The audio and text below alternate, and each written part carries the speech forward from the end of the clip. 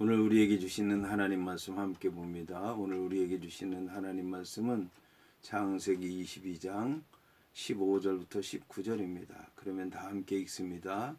여호와의 사자가 하늘에서부터 두 번째 아브라함을 불러 이르시되 여호와께서 이르시기를 내가 나를 가리켜 맹세하노니 내가 이같이 행하여 내 아들 내 독자도 아끼지 아니하였은즉 내가 내게 큰 복을 주고 내 씨가 크게 번성하여 하늘의 별과 같고 바닷가의 모래와 같게 하리니 내 씨가 그 대적의 성문을 차지하리라.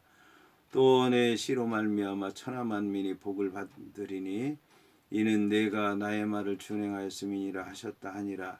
이 아브라함이 그의 종들에게로 돌아가서 함께 떠나 부엘세바에 이르러 거기 거주하였더라. 아멘.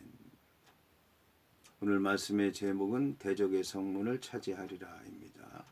그러면 본문의 말씀을 통해 함께 은혜 나누도록 하겠습니다. 오늘 말씀은 여호와의 사자가 하늘에서부터 두 번째 아브라함을 불렀다는 말씀으로 시작을 합니다. 여호와의 사자가 이 아브라함을 두 번째 부른 겁니다. 첫 번째도 복을 주시기 위해서 불렀는데 두 번째도 복을 주시기 위해서 불렀습니다. 첫 번째는 생명을 보존하도록 하기 위해서 부르신 것이고 아브라함이 준비한 것보다 더 큰 것으로 여호와 하나님께서 준비하셨고 이삭을 드리지 못한 대신에 하나님께서 예비한 숫 양을 드리도록 하기 위해서 이제 복을 주신 것입니다. 두 번째는 보존한 생명이 세상에 나가서 어떻게 삶을 살 것인가에 관한 것인데 세상에 사는 동안에도 여호와 하나님께서 복을 주시겠다는 그런 말씀입니다. 여호와 하나님께서 이 복을 주시기 위해서 맹세하셨습니다. 오늘 성경을 보면 여호와께서 이르시기를 내가 나를 가리켜 맹세한다고 말씀하고 있습니다. 맹세라고 하는 얘기는 이제 거듭 얘기한다는 그런 말씀입니다. 7번 얘기한다는 말씀이에요. 어떤 증거를 가지고 7번 거듭 얘기한다는 말씀입니다. 이것은 그만큼 확실하다는 얘기입니다. 아직 이루어지지는 않았지만 확실하다. 7번 말을 할 정도로 확실하다는 것이 바로 맹세의 의미입니다. 그런데 여호와 하나님께서는 내가 나를 가리켜 맹세한다고 말씀했습니다. 맹세는 나보다 더 큰 것, 가장 큰 것일수록 좋은데 그래서 이스라엘 백성들은 여호와 하나님의 이름으로 맹세를 많이 했는데 여호와 하나님께서는 이제 여호와 하나님보다 더 큰 분이 없기 때문에 여호와 하나님이 자신에게 자신을 가리켜서 맹세하게 된 것입니다. 그런데 이 맹세라고 하는 것은 지키지 않을 경우에 그 맹세하는 사람이 거짓말이 장이가 되는 것이고 거짓말에 대한 책임을 져야 되고 저주받는 것, 그 다음에 멸망당하는 것, 이름이 없어지는 것까지 감수해야 되는데 여호와 하나님께서 그 모든 것 감수하시겠다는 말씀인 것입니다. 아브라함이 요청한 것도 아니고 이삭이 요청한 것도 아니고 어느 누가 요청한 것도 아닌데 여호와 하나님께서 스스로를 가리켜 맹세하신다라고 하는 것은 그만큼 여호와 하나님께서 아브라함과 이삭과 그 후손을 향한 사랑이 크다고 하는 것을 얘기하는 것입니다.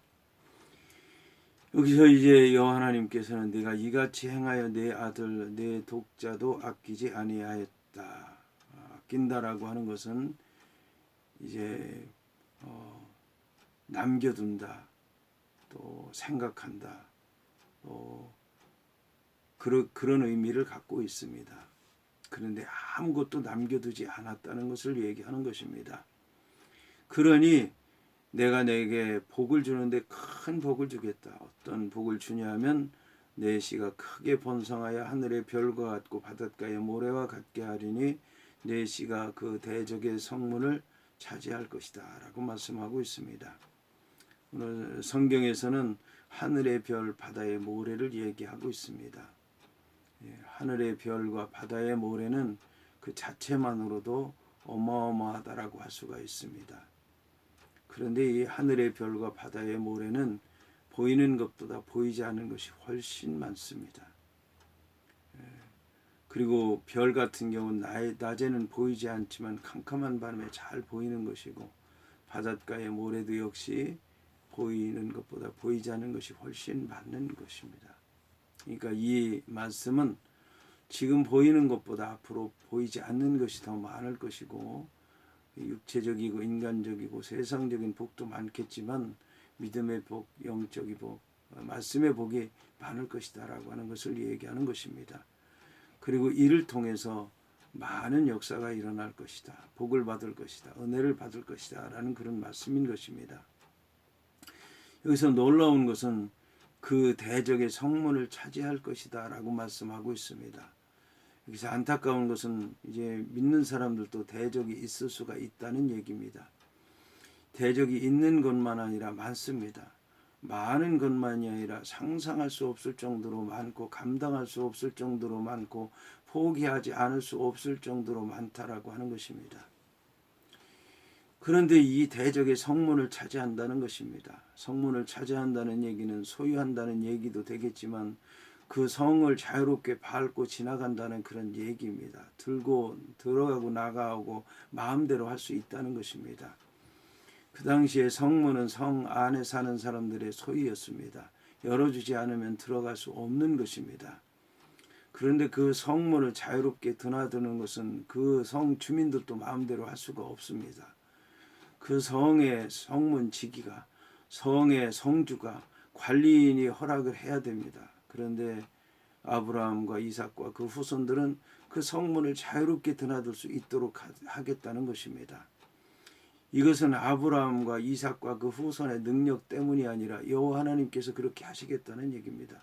여호와 하나님께서 여호와의 이레로 준비했다는 거예요. 여호와 하나님께서 보여주신다는 겁니다. 여호와 하나님께서 맹세하신다는 것입니다. 이것은 여호와 하나님의 말씀을 듣고 믿고 순종했기 때문에 그렇습니다. 모든 것을 다 바쳤습니다. 목숨까지 바쳤습니다. 그러므로 여호와 하나님께서 그를 통해서 역사하신다는 그런 말씀인 것입니다. 자, 이에 아브라함이 그의 종들에게로 돌아가서 함께 떠나 브엘세바에 이르러 거기 거주했다고 말씀하고 있습니다. 아브라함이 믿음으로 한 얘기가 그대로 이루어졌습니다. 우리가 가서 드리고 우리가 돌아오리라, 우리가 가서 우리가 오겠다고 하는 믿음의 얘기가 그대로 이루어진 것입니다.